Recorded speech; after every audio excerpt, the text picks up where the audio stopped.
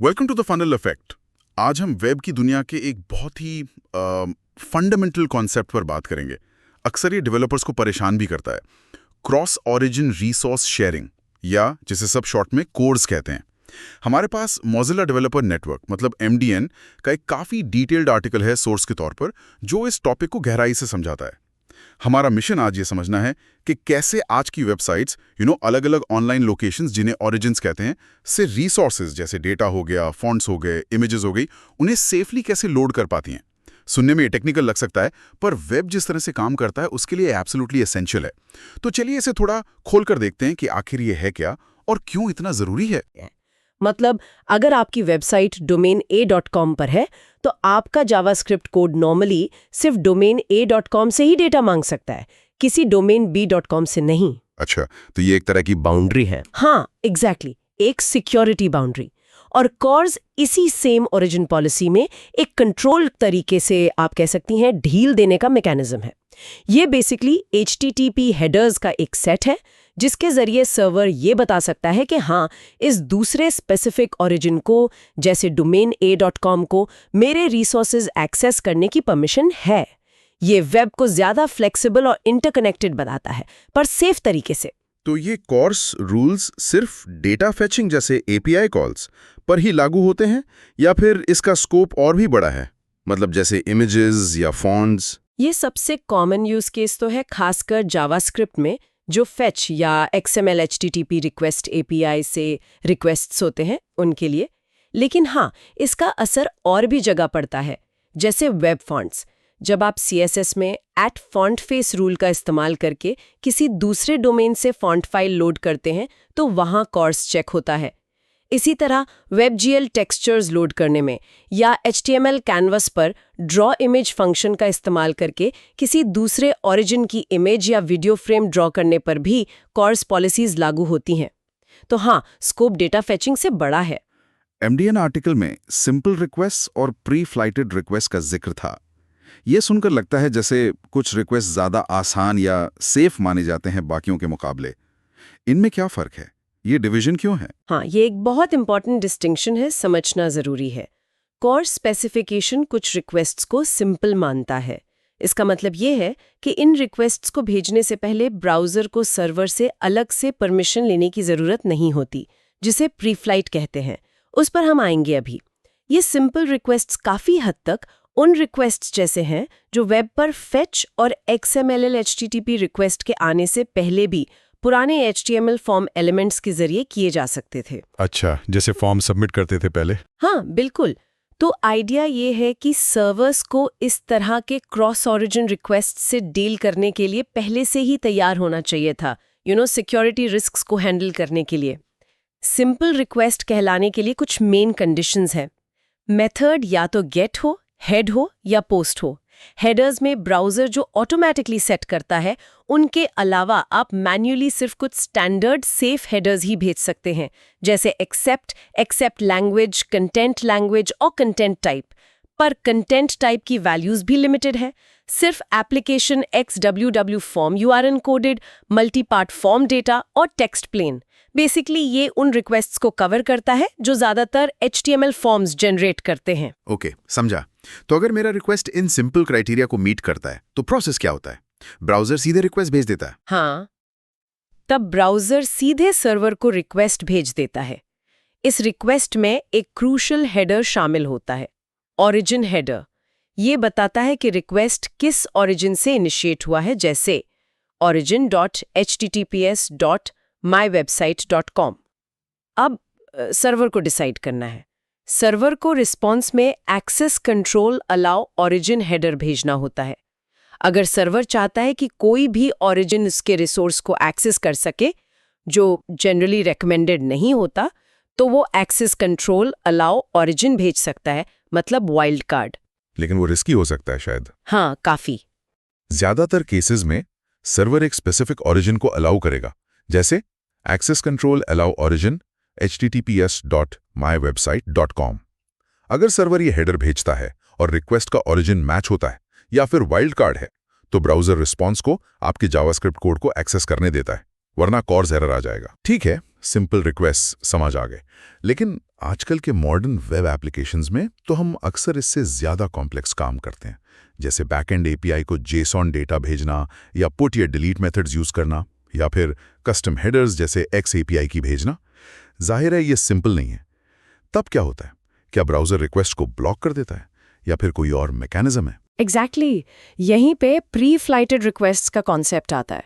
अगर आपका request simple नहीं है, मतलब आपने गेट, हेड, पोस्ट के अलावा कोई मेथड यूज़ किया जैसे पुट या डिलीट, या content type header, application Jason जैसा कुछ है, या आपने कोई कस्टम हेडर भेजा है जैसे एक्स एपीआई की, तो ब्राउज़र एक्चुअल रिक्वेस्ट भेजने से पहले एक एक्स्ट्रा सेफ्टी चेक करता है। Safety check?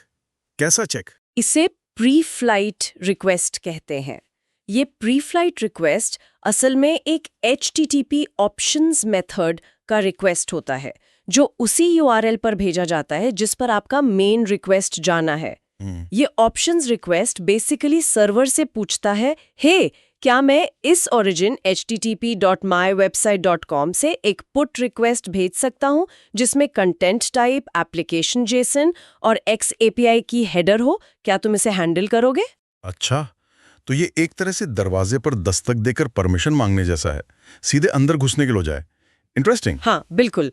तो इस ऑप्शंस रिक्वेस्ट में ऐसा क्या खास होता है जिससे सर्वर को पता चले कि ये प्री फ्लाइट है और किस स्पेसिफिक रिक्वेस्ट के बारे में पूछ रहा है?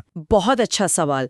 ब्राउज़र इस ऑप्शंस रिक्वेस्ट में दो बहुत इंपॉर्टेंट हेडर्स ऐड करता है। पहला है एक्सेस कंट्रोल रिक्वेस्ट मेथड। ये बताता है कि एक्चुअल रिक्वेस्ट का HTTP मेथड क्या होगा, जैसे पुट। और दूसरा है एक्सेस कंट्रोल रिक्वेस्ट हेडर्स। ये बताता है कि एक्चुअल रिक्वेस्ट में कौन-कौन से नॉन सिंपल हेडर्स इस्तेमाल होंगे, जैसे कंटेंट टाइप, एक्स एपीआई की। ओके, तो सर्वर को ये इन्फॉर्मेशन मिलती है ऑप्शंस रिक्वेस्ट से, फिर सर्वर का रिस्पॉन्स कैसा होता है? अब सर्वर को इस ऑप्शंस रिक्वेस्ट का जवाब देना होता है। अगर सर्वर एक्चुअल रिक्वेस्ट को अलाउ करना चाहता है तो वो 2xx स्टेटस देगा, जैसे 200 ओके, और रिस्पॉन्स में ये क्रूशियल कॉज हेडर्स इंक्लूड करेगा। एक्सेस कंट्रोल अलाउ ओरिजिन, कौन सा ओरिजिन अलाउड है, जैसे https.mywebsite.com। Access control allow methods, कौन-कौन से मेथड्स अलाउड हैं, जैसे गेट, पोस्ट, पुट, ऑप्शंस। इसमें प्री फ्लाइट में पूछा गया मेथड पुट जरूर शामिल होना चाहिए। एक्सेस कंट्रोल अलाउ हेडर्स, कौन-कौन से हेडर्स अलाउड हैं, जैसे कंटेंट टाइप, एक्स एपीआई की, ओरिजिन। इसमें प्री फ्लाइट में पूछे गए सभी हेडर्स जरूर शामिल होने चाहिए। इसमें ओरिजिन हेडर भी अलाउ करना पड़ता है? हाँ, क्योंकि ओरिजिन हेडर तो ब्राउज़र भेजता ही है रिक्वेस्ट के साथ, तो उसे भी अलाउड हेडर्स की लिस्ट में डालना अच्छी प्रैक्टिस है। और एक ऑप्शनल हेडर भी है, एक्सेस कंट्रोल मैक्स एज। ये बताता है कि ब्राउज़र इस प्री फ्लाइट रिस्पॉन्स को कितने सेकंड्स तक कैश कर सकता है। कैश मतलब बार बार ऑप्शंस नहीं भेजना पड़ेगा? हाँ, बिल्कुल। मान लीजिए सर्वर ने 86,400 सेकंड्स यानी 24 घंटे भेज दिया, तो ब्राउज़र अगले 24 घंटे तक उसी तरह के रिक्वेस्ट के लिए दोबारा ऑप्शंस चेक नहीं करेगा, सीधे एक्चुअल रिक्वेस्ट भेजेगा। इससे परफॉर्मेंस बेहतर होती है।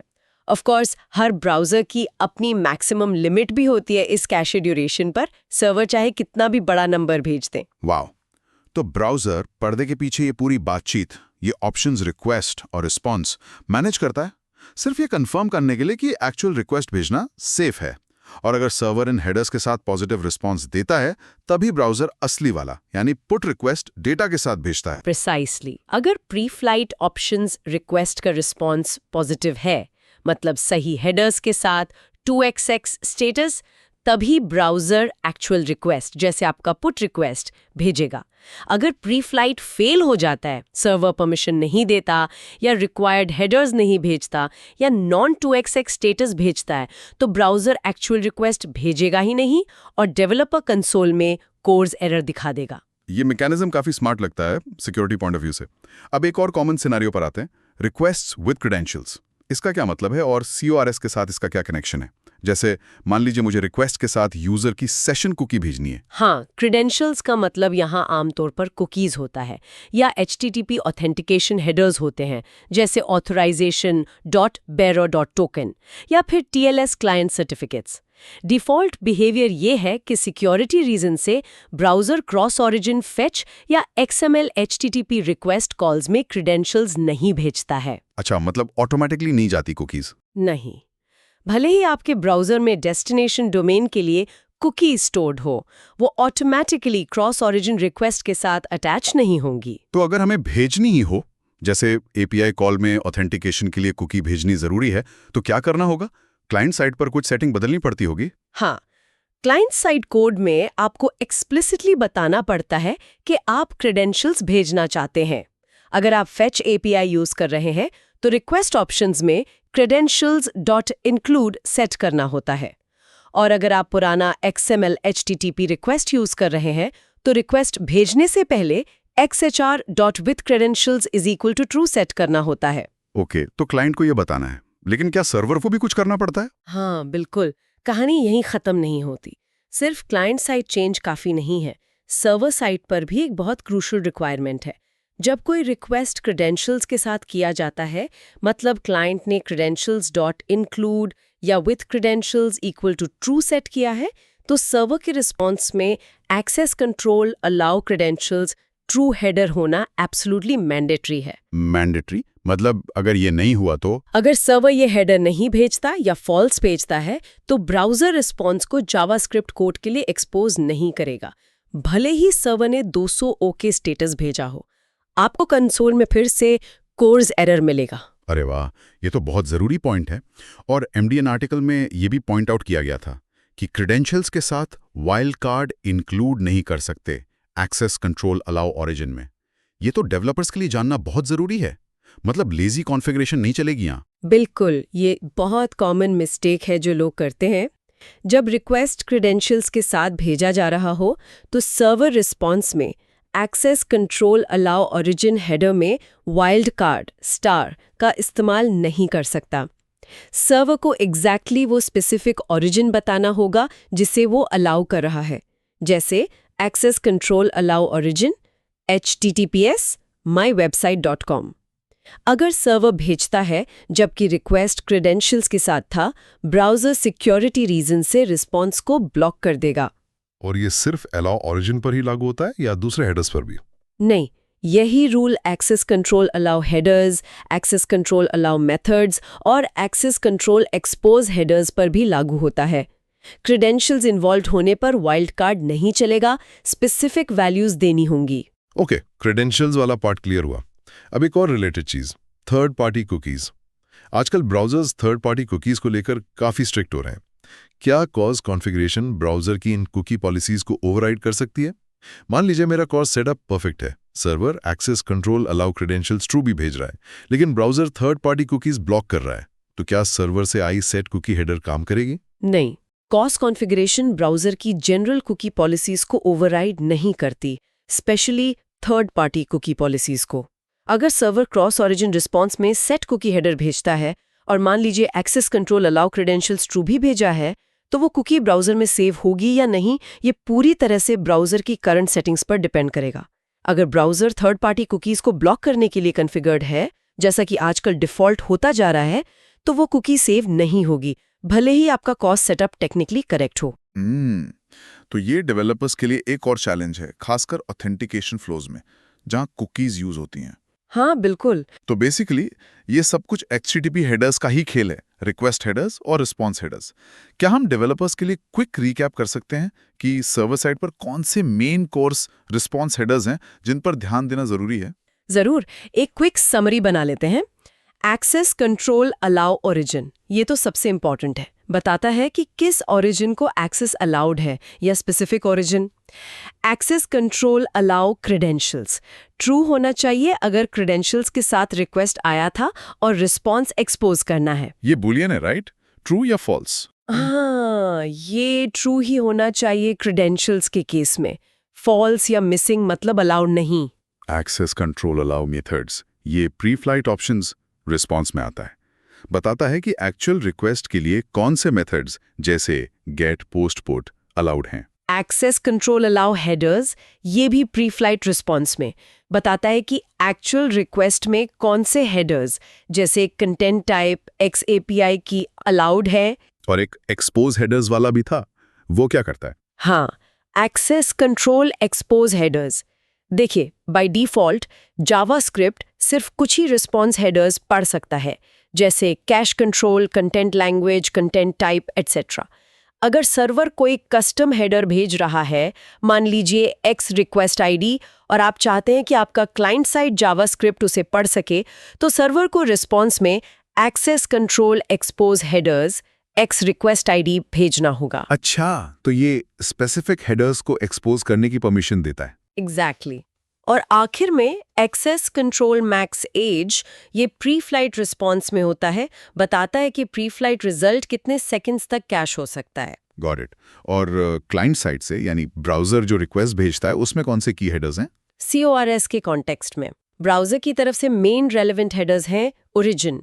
ये हर क्रॉस ओरिजिन रिक्वेस्ट के साथ भेजा जाता है, सिंपल हो या pre flighted. Actually same origin request के साथ भी जाता है। यही सर्वर को बताता है कि रिक्वेस्ट कहाँ से आ रहा है। सर्वर इसी को चेक करके एक्सेस कंट्रोल अलाउ ओरिजिन भेजता है। ये तो हमेशा जाता है। हाँ, क्रॉस ओरिजिन रिक्वेस्ट में तो हमेशा। एक्सेस कंट्रोल रिक्वेस्ट मेथड, ये सिर्फ प्री फ्लाइट ऑप्शंस रिक्वेस्ट में भेजा जाता है, एक्चुअल रिक्वेस्ट का मेथड बताने के लिए। एक्सेस कंट्रोल रिक्वेस्ट हेडर्स, ये भी सिर्फ प्री फ्लाइट ऑप्शंस रिक्वेस्ट में भेजा जाता है, एक्चुअल रिक्वेस्ट के नॉन सिंपल हेडर्स बताने के लिए। ये पूरी व्यवस्था काफी कॉम्प्रिहेंसिव लगती है, पर जैसा कि हम जानते हैं वेब डेवलपमेंट में चीजें हमेशा प्लान के मुताबिक नहीं चलती। डीबगिंग कॉर्स एरर्स तो डेवलपर्स के लिए कॉमन हेडेक है। अगर कॉन्फ़िगरेशन में कुछ गड़बड़ हो जाए, मान लीजिए सर्वर सही हेडर नहीं भेजता, तो क्या होता है? क्या जावास्क्रिप्ट कोड को पता चलता है कि एग्जैक्टली क्या गलत हुआ? यही तो ट्रिकी पार्ट है। जब कॉर्स कॉन्फ़िगरेशन में कोई इशू होता है, ब्राउज़र रिक्वेस्ट को ब्लॉक कर देता है और आपके जावास्क्रिप्ट कोड में एक एरर थ्रो होता है। लेकिन सिक्योरिटी रीजंस की वजह से जावास्क्रिप्ट कोड को एरर की स्पेसिफिक डिटेल्स नहीं मिलती। मतलब कैसा एरर मिलता है? कोड को बस एक जेनेरिक नेटवर्क एरर जैसा कुछ मिलेगा, जैसे type error, fail to fetch या वैसा ही कुछ। उसे ये नहीं पता चलेगा कि फेलियर कोर्स की वजह से हुआ, या सर्वर डाउन था, या DNS इशू था, या कुछ और। तो फिर पता कैसे चलेगा कि कॉर्स इशू है? एक्चुअल CORS एरर डिटेल जानने के लिए डेवलपर को ब्राउज़र के डेवलपर कंसोल डेव टूल्स में जाना ही पड़ता है। कंसोल में ब्राउज़र बहुत स्पेसिफिक मैसेजेस देता है, जैसे no access control allow origin header is present on the requested resource, या origin https.mywebsite.com is therefore not allowed access, या प्री-फ्लाइट फेलियर के बारे में डिटेल्स।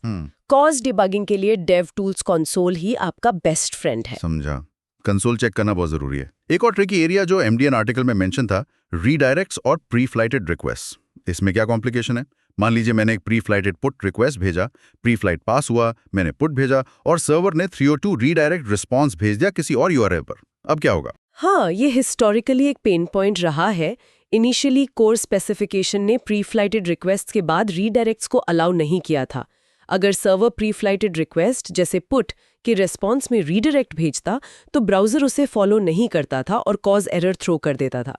स्पेक को बाद में अपडेट किया गया ताकि रीडायरेक्ट्स थियोरेटिकली अलाउड हों, लेकिन ब्राउज़र इम्प्लीमेंटेशन में थोड़ी इनकंसिस्टेंसी रही है। मतलब आज भी दिक्कत आ सकती है? हाँ, इसका नतीजा ये है कि आज भी कुछ ब्राउज़र्स प्री फ्लाइटेड रिक्वेस्ट के बाद आए रीडायरेक्ट्स को करेक्टली हैंडल नहीं करते और एरर दे सकते हैं। इससे बचने के वर्क अराउंड्स हो सकते हैं। एक तो ये कि सर्वर साइड लॉजिक चेंज करके रीडायरेक्ट अवॉइड किया जाए अगर पॉसिबल हो। दूसरा, अगर पॉसिबल हो तो रिक्वेस्ट को सिंपल रिक्वेस्ट बनाया जाए ताकि प्री फ्लाइट की ज़रूरत ही ना पड़े। लेकिन वो हमेशा पॉसिबल नहीं होता। सही कहा। अगर ये ऑप्शंस नहीं है तो सिचुएशन कॉम्प्लेक्स हो सकती है। समटाइम्स डेवलपर्स को पहले एक सिंपल रिक्वेस्ट जैसे हेड और गेट भेजकर फाइनल रीडायरेक्ट URL पता करना पड़ता है और फिर उस फाइनल URL पर प्री फ्लाइटेड रिक्वेस्ट भेजना पड़ता है, पर यह हमेशा प्रैक्टिकल नहीं होता। ये थोड़ा हैकी सॉल्यूशन है। ठीक है, तो अगर हम सब कुछ समेटें, CORS एक एसेंशियल सिक्योरिटी फीचर है जो वेब की सेम ओरिजिन पॉलिसी को मैनेजेबली रिलैक्स करता है। ये HTTP हेडर्स के थ्रू काम करता है। क्लाइंट मतलब ब्राउज़र और सर्वर के बीच एक नेगोशिएशन प्रोसेस है, जिसमें simple requests, pre flighted requests और क्रेडेंशियल्स के साथ रिक्वेस्ट्स के लिए अलग-अलग रूल्स हैं। के डिस्ट्रीब्यूटेड आर्किटेक्चर के ज़माने में जहाँ आप constantly third party APIs, microservices या CDN से रिसोर्सेज इंटीग्रेट कर रहे होते हैं जो आपके मेन वेबसाइट डोमेन पर होस्ट नहीं होते हैं। जो common failed to load resource errors या कंसोल में दिखने वाले कॉर्स एरर्स होते हैं, उनका रूट कॉज अक्सर सर्वर साइड पर इनकरेक्ट कॉर्स कॉन्फ़िगरेशन ही होता है। इन हेडर्स को सही से सेट करना स्मूथ क्रॉस ओरिजिन कम्युनिकेशन की कुंजी है। यहाँ एक सोचने वाली बात ये उभरती है, जैसे जैसे वेब और कॉम्प्लेक्स होता जा रहा है, माइक्रो सर्विसेज हैं, सर्वरलेस फंक्शंस हैं, CDNs, हेडलेस CMS और ना जाने कितनी third party APIs, cross origin interactions तो और भी ज़्यादा कॉमन होते जाएंगे। तो सवाल ये है कि इन इंटरैक्शंस को सिक्योर और एफिशिएंट तरीके से मैनेज करने का चैलेंज भविष्य में कैसे इवॉल्व होगा? क्या कॉर्स जैसे मैकेनिज्म्स और ज़्यादा सोफिस्टिकेटेड और ज़रूरी हो जाएंगे, या फिर सिक्योरिटी और यूजेबिलिटी के बीच बेहतर बैलेंस बनाने के लिए कोई नई अप्रोच या टेक्नोलॉजी इनकी जगह लेगी? ये देखना वाकई दिलचस्प होगा। Thank you for watching the funnel effect.